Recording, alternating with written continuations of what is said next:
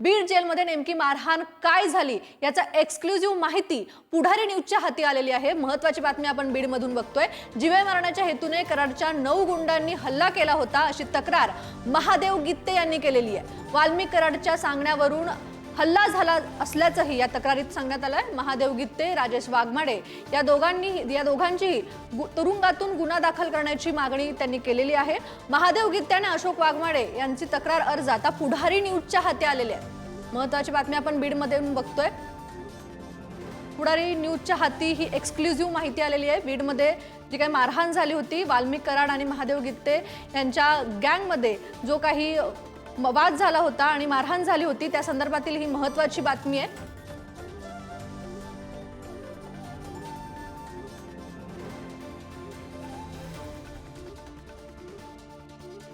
तर नेमक्या या ठिकाणी काय झालं होतं पाहूयात ग्राफिक्सच्या माध्यमातून। महादेव गित्ते आणि अशोक वाघमाडेंची तुरुंग अधिकाऱ्यांकडे तक्रार। जीवे मारण्याच्या हेतूने 9 जणांनी हल्ला केल्याचा आरोप या तक्रारीत करण्यात आलाय। 31 मार्चला 8 ते 11च्या दरम्यान जेल सर्कल या ठिकाणी जीवघेणा हल्ला झाल्याचं या तक्रारीत आहे। वाल्मिक कराडच्या सांगण्यावरून हल्ला झाल्याची तक्रार नोंदवण्यात आली आहे। सुदर्शन घुले, सुदीप सोनवणे, प्रतीक घुले, रघुनाथ फड यांनी हा हल्ला केल्याचंही आता समजतंय। बालाजी दहीफळे, हैदर अली, लाईक अली, योगेश मुंडे, गजानन फड यांचाही सहभाग आहे। ही घटना सीसीटीव्हीमध्ये कैद आहे आणि सीसीटीव्ही फुटेजचा तपास करण्याची मागणीही या ठिकाणी करण्यात आली आहे। गुन्हा दाखल करावा, जीवे मारण्याच्या हेतू असल्याची तक्रार करण्यात आली आहे। महादेव गित्ते आणि अशोक वाघमाडेंची तुरुंग अधिकाऱ्यांकडे ही तक्रार आहे। तर प्रतिनिधी सचिन जिरे आपल्याला औरंगाबादहून संभाजीनगरमधून जोडले गेलेले आहेत। सचिन, काय अधिकची अपडेट आहे?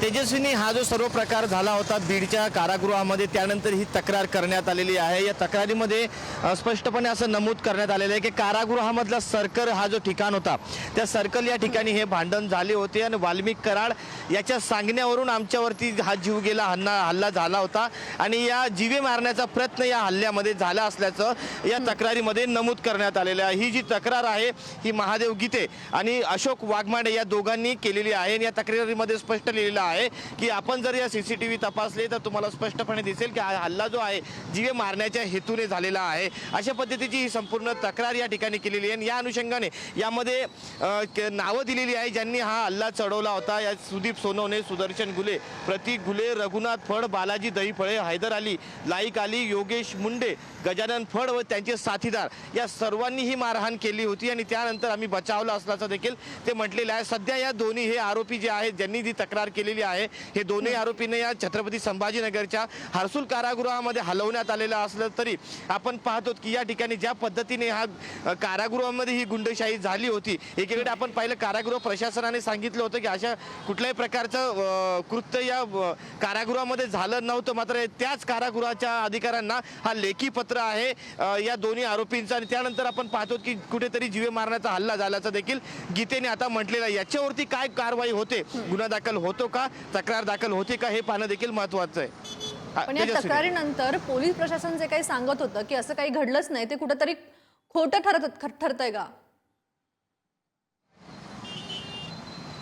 नक्कीच आपण पाहतो की आतापर्यंत या जी तक्रार केलेली आहे त्याच्यावरती कारवाई करणं अपेक्षित होतं। नेमकी कारवाई काय झालेलं अजून हे देखील बाहेर आलं नाहीये। त्यानंतर जी मागणी केली जाते सातत्याने की ही सीसीटीव्ही तपासण्यात करण्यात यावी, त्या सीसीटीव्हीमध्ये हा संपूर्ण प्रकार आहे, जो घटना घडली होती ती सीसीटीव्ही पाहून गुन्हा दाखल करण्यात आला। आतापर्यंत माहिती अशी कुठलीही मिळालेली नाहीये की याच्यावरती कारवाई झाली असेल किंवा सीसीटीव्ही ही देण्यात आली असेल। कालच आपण पाहिलं की पालकमंत्री बीडचे अजितदादा पवार हे बीडमध्ये येऊन गेले, अनेकांनी त्यांच्याकडे या देखील तक्रारी केली। धनंजय देशमुख असतील त्यांनी देखील ही तक्रार केलेली आहे की आतमध्ये ही गुंडशाही सुरू आहे आणि अशा पद्धतीने ज्यांनी हे साथ त्यांच्यावर देखील वाल्मिक कराड असेल किंवा त्याचे जे साथीदार असतील हे गुंडशाही करत आहेत, त्यामुळे ती सीसीटीव्ही तपासणी करण्यात यावी अशा पद्धतीची मागणी धनंजय देशमुख यांनी देखील अजितदादा यांच्याकडे काल केली होती। आणि हा आज पत्र आहे जो हे दोन आरोपी जे कारागृहामध्ये ज्यांच्यासोबत वाल्मिक कराड यांची भांडणं झाले होते ते देखील हेच म्हणत आहेत की या पत्राद्वारे की त्यांच्यावरती गुन्हा दाखल करण्यात यावा, त्यांनी जीव गेला हल्ला केलेला आहे आणि त्या सीसीटीव्ही मध्ये याचे सर्व पुरावे आहेत असं देखील या पत्रामध्ये म्हटलं आलेलं आहे। तेजस्विनी, एकीकडे आपण बघतोय की बीडचं नाव जे काय ते बदनाम होतंय आणि बाहेर तर गुंडशाही आहेच आपण, परंतु जेलमध्ये सुद्धा अशा प्रकारच्या घटना घडणं म्हणजे या किती गंभीर आहेत.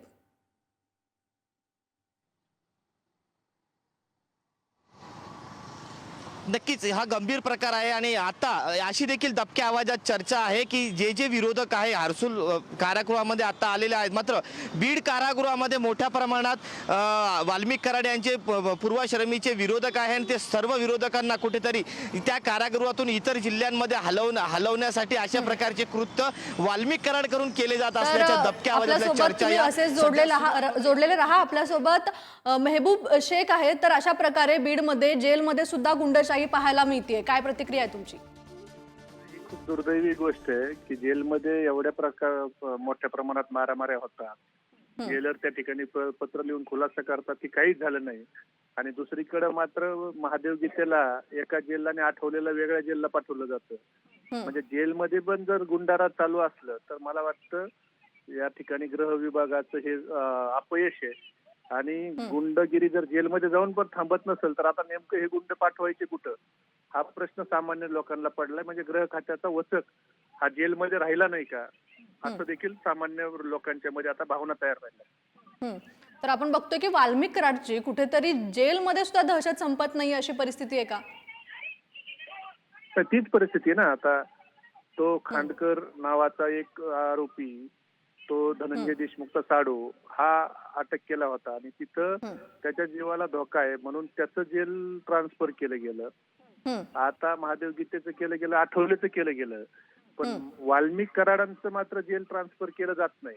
याच्या मागे नेमकं कारण काय? इतके आरोपी तुम्ही जेल त्यांचं ट्रान्सफर करताय, पण वाल्मिक कराडांना तिथंच का ठेवायचं? त्यांना जर नाशिक किंवा औरंगाबादच्या जेलला पाठवलं तर नेमकं काय अडचण आहे?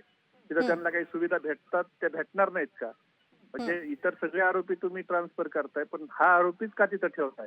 आणि सगळ्याचे संबंध आणि सगळ्यांचं भांडण एकाच आरोपीशी होत असताना त्या आरोपीला ठेवलं जातं, मात्र इतर आरोपीला इतरत्र हलवलं जातं.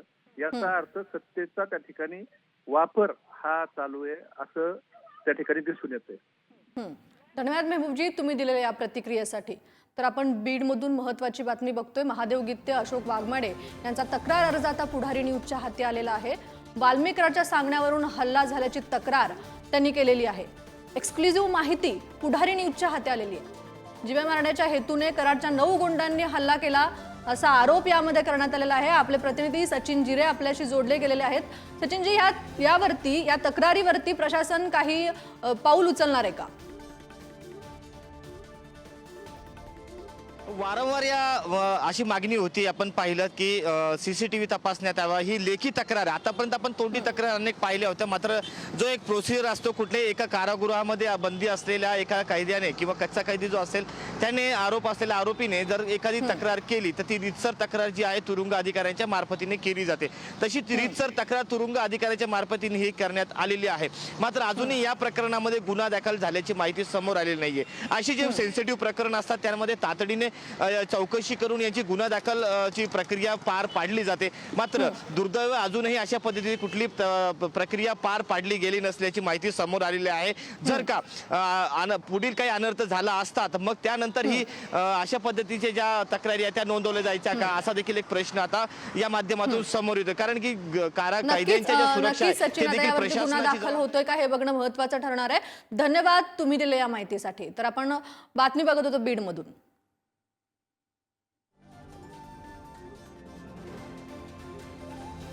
Thank you.